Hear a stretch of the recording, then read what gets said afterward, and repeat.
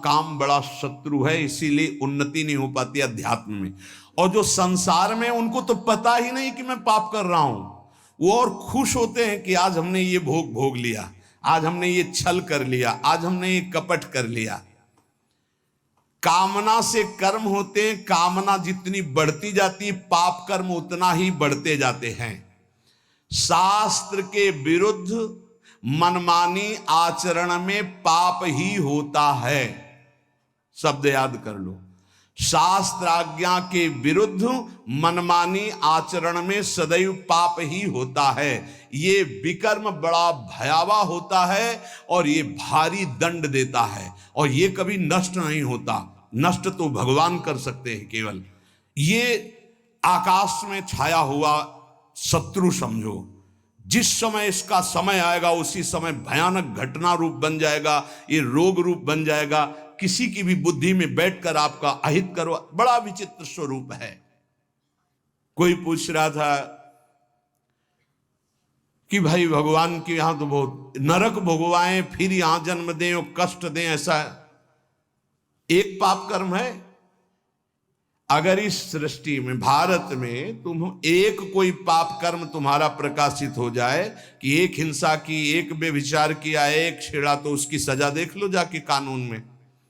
बोले 20 वर्ष की जेल और 1 लाख रुपया जुर्माना। इसके बाद जुर्माना क्यों, जब उसको सजा दी जा रही है तो जुर्माना कैसे दे? उसको तो सजा दे दी। नहीं नहीं, कानून है, ऊपर से है जुर्माना। तुमने ऐसा किया, 7 साल की जेल, 50,000 जुर्माना देना पड़ेगा। ऐसे ही नरक भोग और इसके बाद पुनः तिर्यक योनियों में जन्म और उसका दंड, ये जुर्माना। खेल तमाशा समझो। लाखों पाप ऐसे हैं जो तुम्हारे प्रकाशित नहीं हुए, हमारे प्रकाशित नहीं हुए। अगर भगवान की प्राप्ति नहीं होगी तो एक एक सेकंड के कर्म का भोग भोगना पड़ेगा।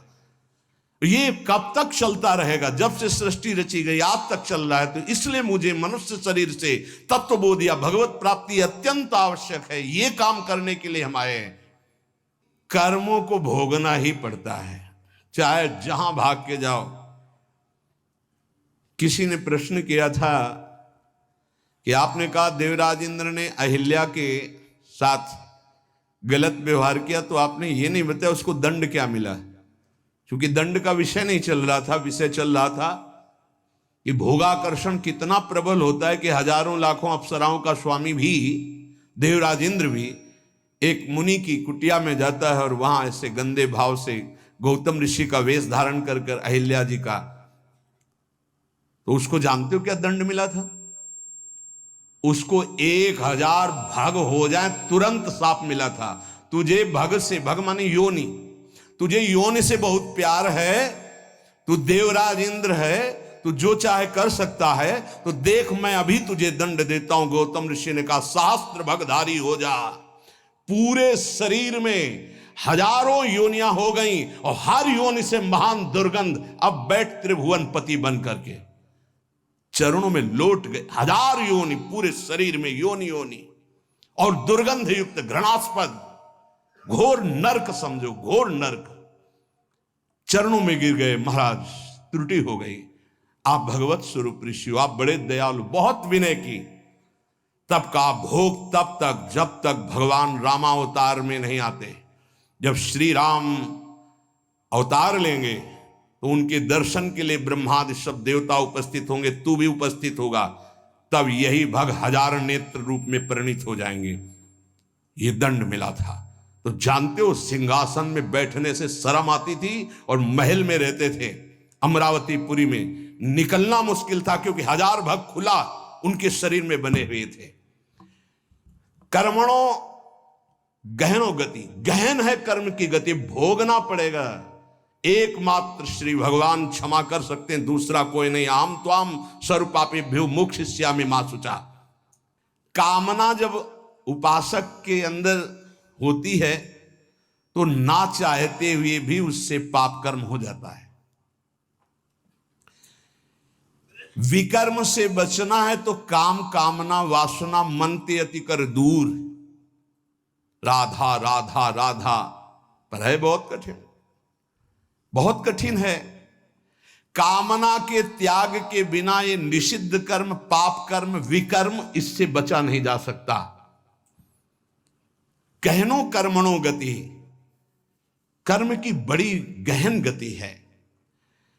कौन सा कर्म बांधने वाला है, कौन सा कर्म मुक्त करने वाला है, इसका निर्णय करने में सब समर्थ नहीं है। जो भगवान में चित्त जोड़े हुए या स्वरूप बोध है, वही उन्हीं के द्वारा निर्णय माना जा सकता है। ये बड़े बड़े विद्वानों में भी गलती हो जाएगी निर्णय करने में। निर्णय में दो ही समर्थ हैं, या तो भगवत प्रेमी महात्मा या ब्रह्मबोध संपन्न ब्रह्म ऋषि। कर्म क्या है समझ गए? कोई भी कर्म करने के पहले जो फल आकांक्षा से प्रेरित होकर शास्त्र सम्मत किया जाता है उसे कर्म कहते हैं। अकर्म क्या है? जो तत्वबोध प्राप्त महापुरुष हैं, निर्लिप्त हैं, ममता रहित हैं, आसक्ति रहित हैं, उनके द्वारा हुआ कर्म अकर्म हो जाता है। वो फल नहीं देगा, वो बांधने वाला नहीं। विकर्म क्या है? जो कामना बढ़ी हुई मनमानी पापाचरण है उसे विकर्म कहते हैं, और ये बहुत भयावह है, ये दुर्गति का कारण है। इसी से नाना प्रकार के दुख भोगने पड़ते हैं।